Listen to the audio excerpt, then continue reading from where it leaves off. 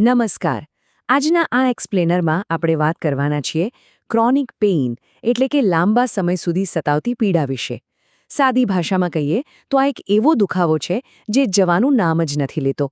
આજે આપણે આ પીડાને સમજવા અને તેને મેનેજ કરવા માટેની એક જબરદસ્ત પુરાવા આધારિત ટૂલકીટ પર નજર કરીશું. ઘણીવાર આ ક્રોનિક પેઇનને લોકો ખોટી રીતે સમજે છે, પણ ખરેખર આ એક એવી સફર છે જે પીડાને જોવાનો અને તેની સામે લડવાનો આખો નજરિયો બદલી શકે છે. તો ચાલો સીધા જ વિષય પર આવીએ. આજની આપણી ચર્ચાના મુખ્ય મુદ્દાઓ કંઈક આ પ્રમાણે છે. પહેલા ક્રોનિક પેઇનની સમજ, પછી મૂળ કારણનું નિદાન, ત્રીજું તબીબી અને શારીરિક સારવાર, ચોથું માનસિક અને વૈકલ્પિક ઉપચાર, અને છેલ્લે જીવનશૈલી તેમજ સામાજિક સમર્થન. આ એકદમ ક્લિયર રોડમેપ રહેશે. તો શરૂઆત કરીએ આપણા પહેલા વિભાગથી. 1. ક્રોનિક પેઇનની સમજ, માત્ર એક સામાન્ય ઈજાથી વિશેષ. હવે સૌથી પહેલાં તો એ સમજવું પડે કે આ ક્રોનિક પેઇન આખરે છે શું. જુઓ, સામાન્ય રીતે પીડા એ એક જાતની ચેતવણી છે. જેમ કે કોઈ ગરમ વસ્તુ પર હાથ અડી જાય તો આપણે તરત પાછો ખેંચી લઈએ, બરાબર ને? પણ જ્યારે કોઈ દુખાવો 3 મહિનાથી વધુ સમય સુધી સતત ચાલુ જ રહે ત્યારે તેને ક્રોનિક પેઇન કહેવાય. આને એક બગડેલા ફાયર અલાર્મ તરીકે વિચારો. આગ ક્યારની બુજાઈ ગઈ છે, એટલે કે ઈજા તો રૂજાઈ ગઈ છે, છતાં મગજનું જે ચેતાતંત્ર છે ને તે સતત પીડા છે એવા સિગ્નલ મોકલ્યા જ કરે છે. આ એક બહુ જ જટિલ લૂપ છે જે લાંબા સમય સુધી ચાલુ રહે છે. અને હા, આ ક્રોનિક પેઇન કોઈ એક જ પ્રકારની બીમારી નથી. તેના ઘણા બધા સ્વરૂપો છે. જેમ કે કમરના નીચેના ભાગમાં થતો પીઠનો લાંબો દુખાવો, કે પછી સંધિવા, જેમાં સાંધામાં એકદમ સોજો અને જડતા આવી જાય. એ સિવાય વારંવાર થતા માઇગ્રેન, ન્યુરોપેથિક પેઇન એટલે કે નસોના નુકસાનને કારણે થતી બળતરા, અને ફાઇબ્રોમિયાલ્જિયા, જેમાં આખા શરીરમાં અતિશય થાક અને સ્નાયુઓમાં દુખાવો રહ્યા કરે છે. મતલબ કે આ પીડાના પ્રકાર અને અનુભવ તદ્દન અલગ હોઈ શકે છે. આગળ વધીએ વિભાગ 2 તરફ. 2. મૂળ કારણનું નિદાન, તબીબી તપાસ. સારવારનો કોઈ પ્લાન બનાવતા પહેલા ડોક્ટરો આ પીડાના મૂળ સુધી કેવી રીતે પહોંચે છે તે જાણવું બહુ જ રસપ્રદ છે. સૌથી પહેલાં આવે છે મેડિકલ હિસ્ટ્રી. દુખાવો ક્યારે શરૂ થયો, તે તીક્ષ્ણ છે કે બળતરાવાળો, એ બધું ચેક કરવામાં આવે છે. પછી શારીરિક તપાસ થાય, જેમાં ક્યાંય સોજો કે નબળાઈ છે કે કેમ તે જોવાય. અને જરૂર પડે તો એક્સ-રે કે MRI જેવા ઇમેજિંગ ટેસ્ટ પણ થાય છે, જેથી હાડકાં અને પેશીઓની અંદર શું ચાલી રહ્યું છે તેનો સ્પષ્ટ ખ્યાલ આવે. છેલ્લે બ્લડ ટેસ્ટ, જે શરીરમાં છુપાયેલું કોઈ ઇન્ફેક્શન પકડી પાડે છે. આખી પ્રક્રિયાનો હેતુ એ જ છે કે સારવાર વાસ્તવિક કારણની થાય, ખાલી લક્ષણોની નહીં. હવે જોઈએ વિભાગ 3. તબીબી અને શારીરિક સારવાર, ટૂલકીટ તૈયાર કરવી. એકવાર યોગ્ય નિદાન થઈ જાય એટલે આપણી ટૂલકીટ તૈયાર કરવાનું કામ શરૂ થાય, જેમાં સૌથી પહેલો ઉપાય છે મેડિકલ ટ્રીટમેન્ટ. પેરાસિટામોલ જેવી સામાન્ય પીડાનાશક દવાઓ અને આઇબ્યુપ્રોફેન જેવી સોજો ઘટાડતી દવાઓ તો જાણીતી જ છે. પણ અહીં સૌથી ચોંકાવનારી વાત એ છે કે આમાં એન્ટી ડિપ્રેશન અને એન્ટી સીઝર દવાઓનો પણ બહુ ઉપયોગ થાય છે. શા માટે? કારણ કે આ દવાઓ ચેતાતંત્ર દ્વારા મગજને મોકલવામાં આવતા પીડાના ખોટા સંકેતોને સીધા બ્લોક કરવાનું કામ કરે છે. આ સિવાય દુખાવાવાળા ભાગ પણ સીધા જ લગાવી શકાય તેવા ક્રીમ કે પેચ પણ બહુ જ રાહત આપે છે. જો કે આ બધું જ નિષ્ણાત ડોક્ટરની કડક દેખરેખ હેઠળ જ થવું જોઈએ.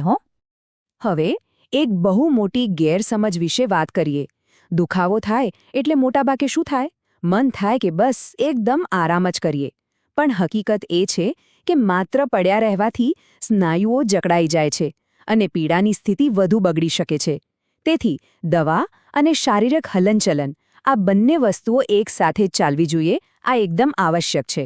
તો હવે સવાલ એ થાય કે કઈ રીતે સક્રિય રહેવું? ફિઝિયોથેરાપી આમાં જાદુ જેવું કામ કરે છે. રોજના થોડા સ્ટ્રેચિંગથી સ્નાયુઓની જડતા ગાયબ થવા લાગે છે. અને ચાલવું કે સ્વિમિંગ જેવી એરોબિક કસરતો પાછળનું વિજ્ઞાન તો સાંભળો. જ્યારે આવી કસરત કરીએ ને ત્યારે શરીર પોતાની મેળે જ એન્ડોર્ફિન નામનું રસાયણ મુક્ત કરે છે, જે આપણા શરીરનું પોતાનું કુદરતી પેનકિલર છે. ગજબ કહેવાય ને? સાથે સાથે રોજિંદા જીવનમાં બેસવાની અને ઊભા રહેવાની મુદ્રા એટલે કે પોશ્ચરમાં નાનકડો સુધારો પણ પીડા ઘટાડવામાં મોટો ભાગ ભજવે છે. ચાલો હવે આપણે આગળ વધીએ આપણા ચોથા વિભાગ પર. 4. માનસિક અને વૈકલ્પિક ઉપચાર, નવો અભિગમ. આપણા મગજ અને પીડા વચ્ચેનો સંબંધ બહુ જ ઊંડો છે. તણાવ અને ચિંતા સીધી રીતે પીડા વધારી દે છે. અહીં કોગ્નિટિવ બિહેવિયરલ થેરપી, જેને શોર્ટમાં CBT કહેવાય છે, તે બહુ જ જબરદસ્ત કામ કરે છે. તે પીડા પ્રત્યેના નકારાત્મક વિચારોને બદલવામાં મદદ કરે છે.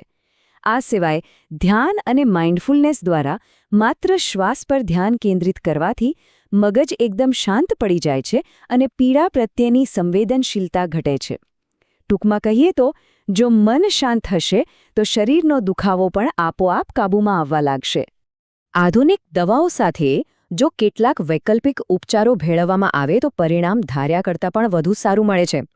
દાખલા તરીકે એક્યુપંક્ચર, જેમાં ચોક્કસ બિંદુઓ પર સોય લગાવીને શરીરની ઊર્જા સંતુલિત કરવામાં આવે છે. પછી છે મસાજ થેરેપી, જે લોહીનું પરિભ્રમણ વધારે છે અને સ્નાયુઓને રિલેક્સ કરી દે છે.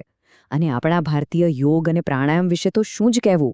શારીરિક અને માનસિક બંને પ્રકારનું બેલેન્સ મેળવવા માટે આનાથી ઉત્તમ કોઈ પદ્ધતિ જ નથી.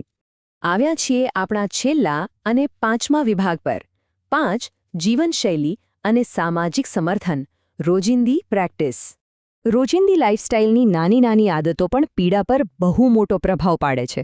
જો દિવસમાં 7 થી 8 કલાકની મસ્ત ઊંઘ લઈએ, ખોરાકમાં હળદર, આદુ અને માછલી જેવી વસ્તુઓ લઈએ જે સોજો ઘટાડે છે, અને પુષ્કળ પાણી પીએ તો રિકવરી ફાસ્ટ થાય છે.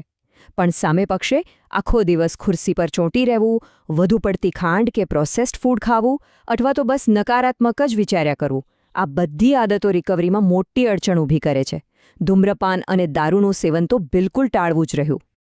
એક વાત નોંધી છે, ક્રોનિક પેઇન ઘણીવાર માણસને અંદરથી સાવ એકલો પાડી દે છે. આવી પરિસ્થિતિના સપોર્ટ સિસ્ટમ બહુ જ મોટો ટેકો બને છે. સપોર્ટ ગ્રુપ્સમાં જોડાવાથી અથવા પોતાના પરિવાર અને મિત્રોનો સાથ મેળવવાથી એવું ફીલ થાય છે કે ના, આ લડાઈમાં કોઈ એકલું નથી. સમાન પરિસ્થિતિમાંથી પસાર થઈ રહેલા અન્ય લોકોના અનુભવો સાંભળીને જે હિંમત અને પ્રેરણા મળે છે ને, તે અદ્ભુત હોય છે. આખી વાતનો નિચોડ આ એક જ વાક્યમાં છે: ક્રોનિક પેઇનનું વ્યવસ્થાપન એ કોઈ જાદુઈ ગોળી નથી, પણ એક પ્રક્રિયા છે. કોઈ એવો ચમત્કાર નથી થવાનો કે આજે ગોળી લીધીને કાલે દર્દ ગાયબ.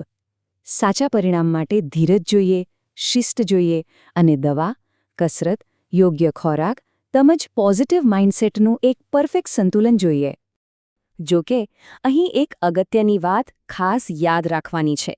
આ બધી જ ટૂલ કીટ અને ઉપાયો ભલે ગમે તેટલા સારા હોય, પણ કોઈ પણ નવી કસરત કે દવા શરૂ કરતા પહેલાં ડૉક્ટરની સલાહ લેવી બિલકુલ ન ભૂલવી. પ્રોફેશનલ માર્ગદર્શન વગર આમાં આગળ વધવું ક્યારેય યોગ્ય નથી. તો છેલ્લે એક વિચારવા જેવો પ્રશ્ન: જો માત્ર કોઈ એક ઇલાજ શોધવા પાછળ દોડવાની જગ્યાએ આખો આ સર્વગ્રાહી એટલે કે હોલિસ્ટિક એપ્રોચ અપનાવીએ તો ભવિષ્યમાં પેઇન મેનેજમેન્ટની આખી સફર કેટલી જબરદસ્ત રીતે બદલાઈ શકે. આ માત્ર પીડા સાથે જીવવાની વાત નથી, પણ પીડા પર કાબૂ મેળવવાની શક્તિ ઊભી કરવાની વાત છે. આજના આ એક્સપ્લેનરમાં જોડાવા બદલ ખૂબ ખૂબ આભાર.